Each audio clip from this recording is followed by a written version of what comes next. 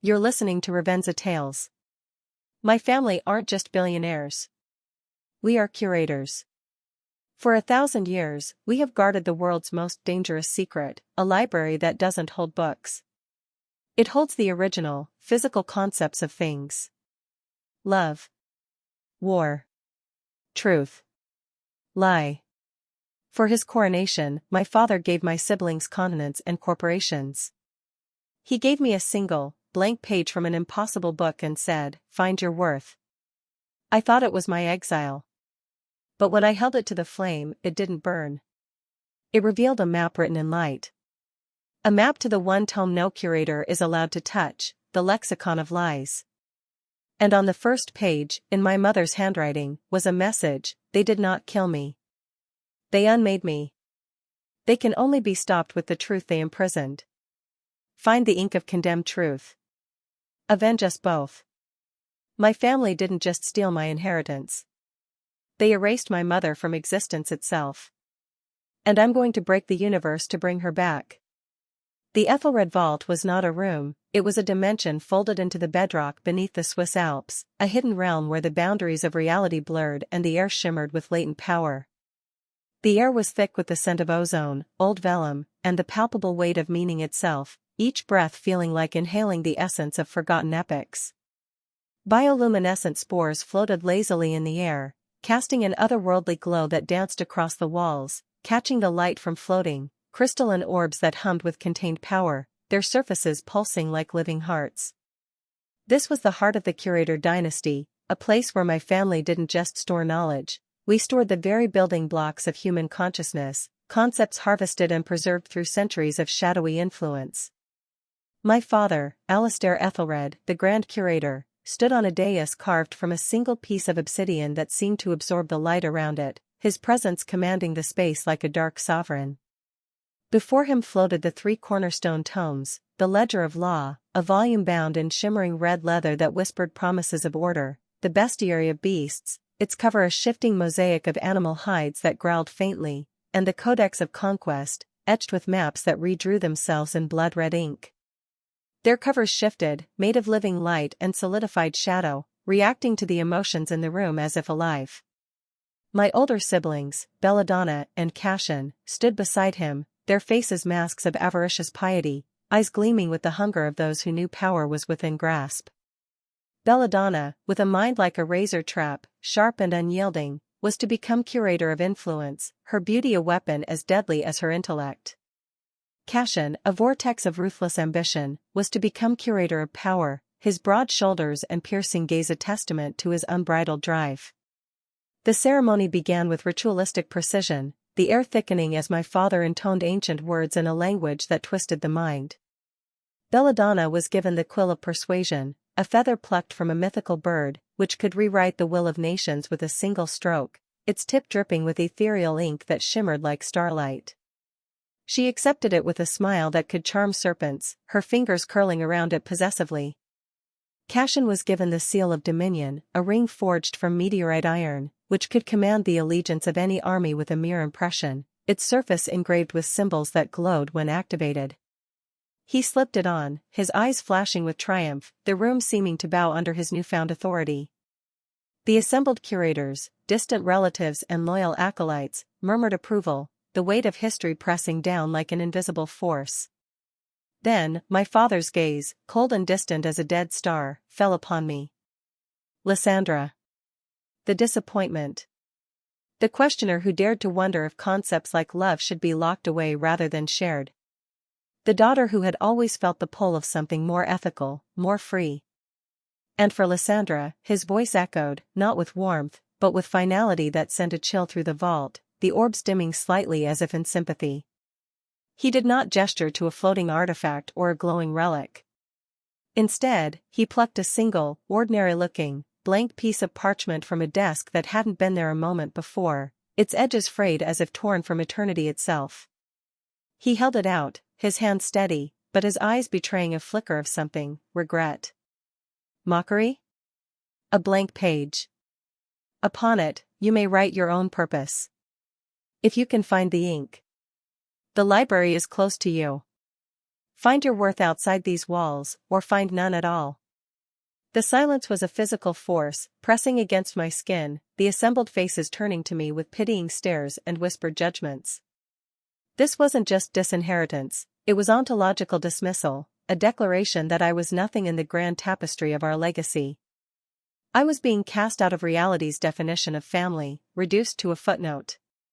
I took the page, my fingers brushing his in a moment of electric tension, the parchment feeling inert, dead in my hand, a symbol of my nullity. The ceremony ended with a ritual chant, the tones pulsing in response, but I felt only emptiness. I turned my back on the vault, on my family, on my birthright, and walked into the sterile, white transit chamber that would spit me out into the mundane world, the door sealing behind me with a finality that echoed like a death knell. As the light faded, I caught the faint, cruel smile on Belladonna's lips, her eyes gleaming with satisfaction at my downfall. I was erased, or so they thought. I was exiled to a safe-house apartment in London, a gilded cage with blank walls that mirrored my despair and emptier futures that stretched like an endless void.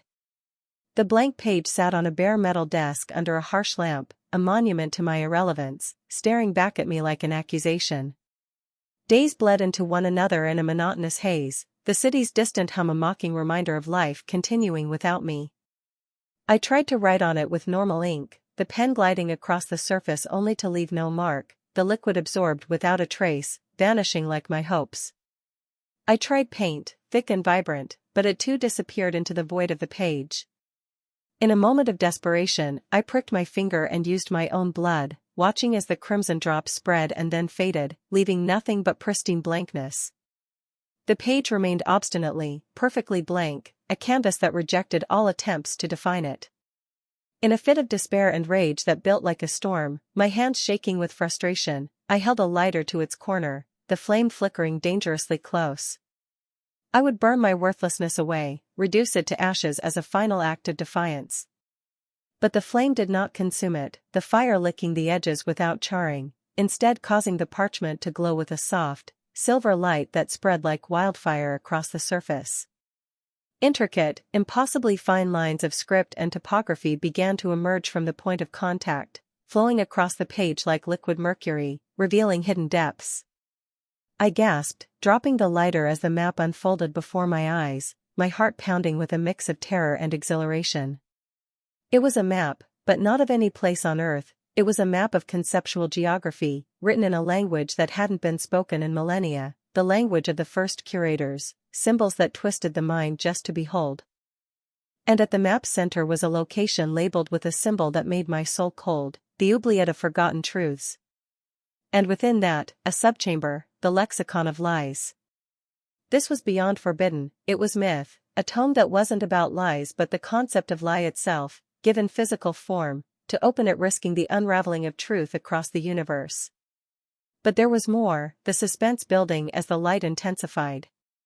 As the map fully revealed itself, another line of text appeared, written in a familiar, elegant hand I hadn't seen since childhood, a hand that brought tears to my eyes. My mother's hand, graceful and precise. Lysandra, my light. If you see this, then my fear was true. They did not kill me. They used the lexicon to unmake me. They severed me from the tapestry of was and is. I exist only as a footnote, a paradox. They can only be stopped with the truth they imprisoned.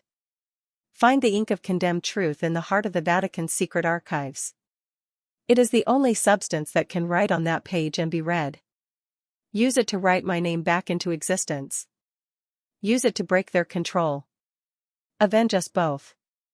My mother hadn't died in an accident, the story I had been fed like poison. She had been conceptually deleted for opposing my father's tyranny, erased from existence in a way that left no trace but this hidden message. My exile wasn't a punishment, it was a necessity, for I was the only one who knew her deeply, who loved her enough to question her absence, to feel the void where she should be. And I was the only one given the tool to undo it, a blank page that was now a weapon. The blank page wasn't my dismissal. It was my mother's desperate, posthumous rebellion, a cry from beyond the void. And I was her weapon, forged in secrecy, ready to strike. The revelation hit like a thunderbolt, my mind racing with questions. how to begin, what dangers lay ahead. The map pulsed faintly, as if alive, urging me forward into the unknown. The map was a puzzle of metaphor and reality, its lines shifting slightly as I studied it, as if responding to my thoughts. The path to the ink wasn't a physical one at first, it was a journey of understanding, a test of my resolve to grasp the condemned truths hidden in history's shadows. My mother's note was the key, her words a guide through the labyrinth. To find the ink, I had to uncover a truth so powerful it had been condemned to oblivion, buried under layers of deception. I became a ghost in the world of information, my days consumed by research in dimly lit libraries and my nights spent hacking into every classified database, from the Vatican's own secret archives, guarded by digital firewalls like fortresses, to the deep web servers of forgotten cults and suppressed academic circles, each breach a risk that set my heart racing. I wasn't searching for a fact, I was searching for a narrative so true it was dangerous, a story that threatened the foundations of power. The suspense built with every dead end, every near discovery that slipped away, my paranoia growing as I imagined my family's eyes watching from afar. I found it in the story of the silent schism, a tale whispered in the margins of forbidden texts. 1,000 years ago, a faction of curators, led by my ancestor, had tried to make the library's knowledge public, believing concepts should not be owned but shared freely with humanity. They believed their rebellion was their truth, a beacon against tyranny. They were defeated, not in battle with swords and spells, but in definition, their existence rewritten as a fiction that never was, their names erased from records, their deeds condemned to non-existence. The moment I understood this, truly internalized the weight of this stolen history, the lives lost, the potential squandered, the map on the page shifted dramatically, the silver lines reconfiguring with a soft glow, pointing to a specific, physical location, a forgotten catacomb beneath a monastery in rural Bulgaria, a place shrouded in legend and fog. The journey was a trial from the start, the flight to Bulgaria fraught with delays that felt orchestrated, my mind plagued by doubts. Was I followed? The monastery was ancient, its stones whispering secrets as I descended into the catacomb, torch in hand, the air growing colder, damper, with each step. The labyrinth was warded with non-physical traps, psychic echoes of despair that clawed at my mind, illusions of madness that made walls shift and voices call my name, rooms where time itself slowed to a crawl, minutes stretching into hours. My will, my burning need for truth, was my only guide and shield, pushing me forward as sweat dripped and my breath came in ragged gasps. At the center of the labyrinth, after navigating a final chamber filled with mirrors that showed alternate selves, broken, defeated versions of me, on a pedestal of bone-white rock, was not a vial, but a tear. A single, shimmering, black tear that hung in the air, absorbing the light around it, radiating a sorrow that brought me to my knees. This was the ink of condemned truth, the physical essence of the silent schism's forgotten hope, the solidified grief of erased truth, heavy with the cries of the silenced. I reached out, my hand trembling, and the tear flowed onto my finger, cold and heavy with the weight of centuries, seeping into my skin like a promise. I had my ink, but the escape was tense, the catacomb seeming to close in, illusions pursuing me until I burst into the fresh air, gasping. Returning to the Ethelred vault was impossible directly, its defenses impenetrable to the exiled. But I didn't need to, the map now showed the way to the back door, the secret paths the first curators used, paths that wound through the spaces between ideas, realms where reality thinned. The journey was a descent into the basement of reality, each step building suspense as I walked through streets that forgot me as I passed, my reflection vanishing from windows, through forests that were only the memory of forests, trees whispering forgotten names, through the echoes of conversations that never happened, voices pleading for remembrance. The ink on my finger was my passport, allowing me to tread these forgotten paths without being lost, its cool presence a constant reminder of the stakes. Close calls abounded, shadowy figures that might have been guardians or illusions, paths that branched into voids, requiring me to trust the map's shifting lines. The oubliette was not a prison of stone, but of silence, a vast, starless expanse where concepts that had been erased were sent to fade away into nothingness. Here, the air was thick with the ghosts of forgotten gods, their forms flickering like dying stars, uninvented inventions that hummed faintly before vanishing, loves that history had discarded, their warmth a fleeting touch on my skin. It was a place of profound, aching sadness, each step echoing with the weight of loss, the silence pressing like a physical force. At its center floated the lexicon of lies, a modest, leather-bound book that belied its power, pulsing with a malevolent, addictive energy that drew me in.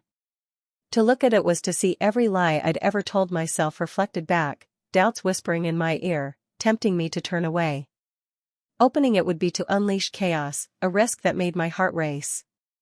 But I didn't need to open it, I needed to use the ink upon my page next to it, the proximity to the source of all falsehood empowering the ink, allowing my writing to rewrite reality itself, a delicate operation where failure meant oblivion. With the ink-stained finger, I touched the blank page, the substance flowing not like a liquid, but like a thought, forming words of pure, undeniable truth that glowed with inner light. I began to write, each word a battle, the page resisting at first before yielding. I wrote the true history of the silent schism, detailing the rebellion's ideals, the erased lives. I wrote my mother's name, her life, her ideals, her opposition to my father's hoarding of knowledge, each letter bringing a surge of emotion. And as I wrote, the oubliette began to change subtly at first, the fading ghosts grew sharper, their forms solidifying, the silence was broken by a faint, returning echo of voices long silenced. I was not just writing a story, I was re-anchoring a dislodged truth, the air vibrating with potential. My writing sent shockwaves through the tapestry of was and is, ripples that I could feel in the fabric of the oubliette. In the vault, far away but connected, the cornerstone tomes shuddered on their dazes, their lights flickering erratically. Belladonna, in the midst of using the quill of persuasion on a world leader in a shadowy meeting, found her words turning to ash in the air, the concept of truth gaining strength and countering her manipulations, her face twisting in confusion and fear. Cashin, attempting to deploy a private army for a covert operation, found the soldiers confused, their loyalties suddenly divided as the concept of freedom reasserted itself, whispers of mutiny spreading like wildfire. My father felt it most acutely, a sharp pain in his chest as the lie of my mother's death, which he had woven so deeply into reality, began to fray at the edges, threads pulling loose. He could feel her presence returning, a paradox, a splinter in his mind that drove him to his knees in the vault. The shock was immediate, the family's power structure trembling as acolytes murmured in alarm. He didn't send guards at first, he sent concepts, drawing from the vault's reserves to counter the intrusion. My brother, Cashin, manifested in the oubliette not in person, but as a terrifying avatar of tyranny, a towering figure of black iron and cold fire, its form shifting with chains and crowns, roaring with the voice of oppressed masses. It sought to stamp out the truth I was writing, its presence filling the space with oppressive weight. Our battle was not physical at first, it was narrative, a clash of ideas that warped the air around us. He would wield oblivion, a dark wave trying to erase the words from my page, ink fading momentarily before I pushed back. I would counter with remembrance, pulled from the fading ghosts around us, their forms rallying to my side like spectral allies. He attacked with doubt, a cloud of whispering shadows that made my own hand waver, questions flooding my mind, was this real?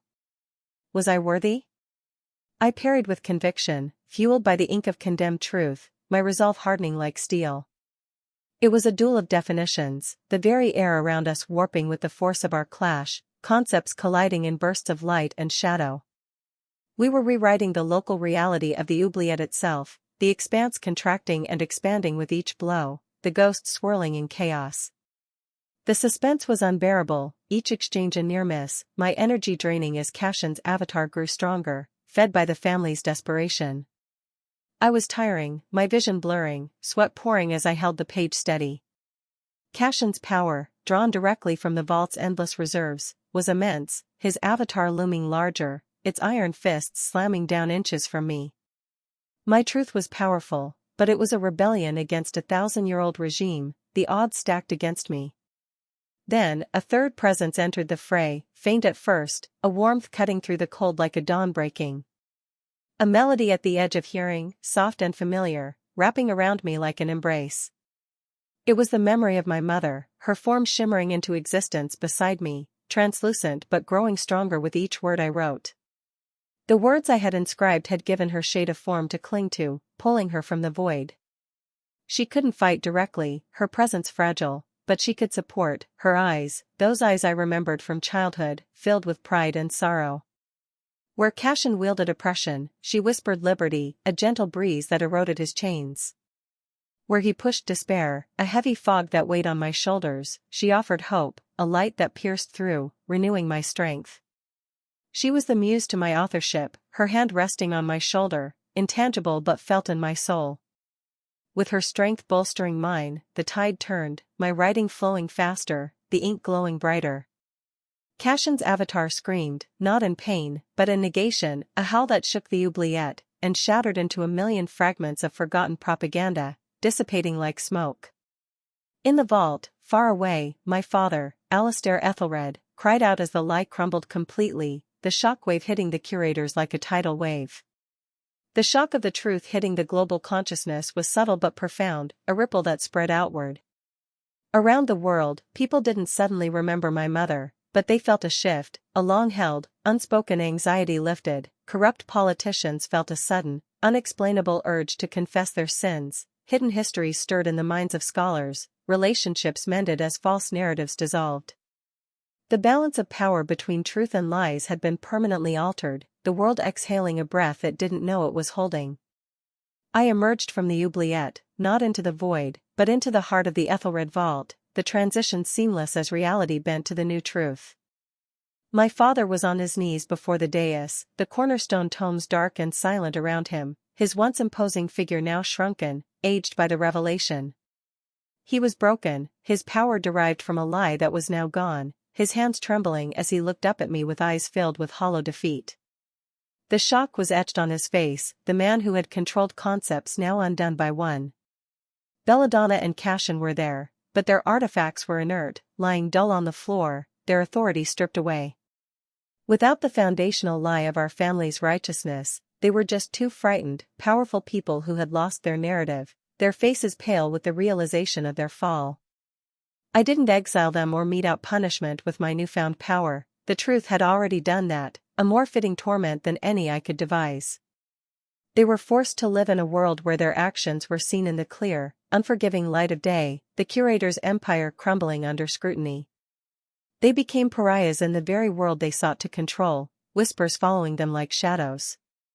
I approached the cornerstone tomes, the air humming with potential, my mother's presence at my side giving me strength. I dipped my finger, still stained with the ink of condemned truth, its power lingering like a promise, and I did not write a new law or decree vengeance. I wrote a new purpose, each stroke deliberate, reshaping the legacy. On the ledger of law, I wrote, "Knowledge shall not be owned. It shall be curated for the benefit of all," the words glowing as the tome responded, its cover shifting to a warmer hue. On the bestiary of beasts, I wrote, "Understanding, not dominion, shall be our aim, the beasts within stirring with curiosity rather than aggression." On the codex of conquest, I wrote, "This book is closed. Its concept is dissolved, the tome fading into transparency, its power dissipating harmlessly." The tomes flared with a new, gentle light, illuminating the vault with hope, the very nature of the curator's power changing in an instant. We were no longer jailers of concepts, hoarding them like dragons. We were gardeners, nurturing and sharing understanding carefully, wisely, for the betterment of all. The shockwave spread, the library's barriers weakening, concepts flowing freer into the world.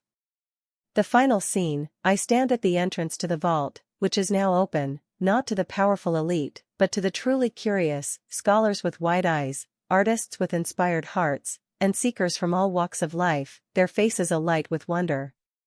I am not the grand curator, lording over secrets. I am the first guide, welcoming them with open arms.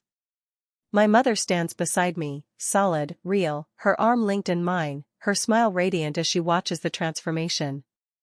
She is not a concept anymore, not a faded memory. She is a person, alive and free, her laughter echoing through the halls. We watch as a young child, eyes sparkling, touches the cover of the bestiary of beasts and laughs in pure joy as a glowing, mythical creature nuzzles her hand gently. The past was a prison of lies, dark and confining. The future is a library of truth, open and boundless. And it is open to everyone, a new era dawning. The most powerful cage ever built is made not of bars, but of stories we believe without question. And the most profound revenge is not to destroy the storyteller with violence or hate, but to take the pen from their hands and write a better ending for everyone, a narrative of freedom and light. If you have a story of breaking a story that bound you, share it with Revenza Tales. Subscribe for more stories where the readers become the authors of their own destiny.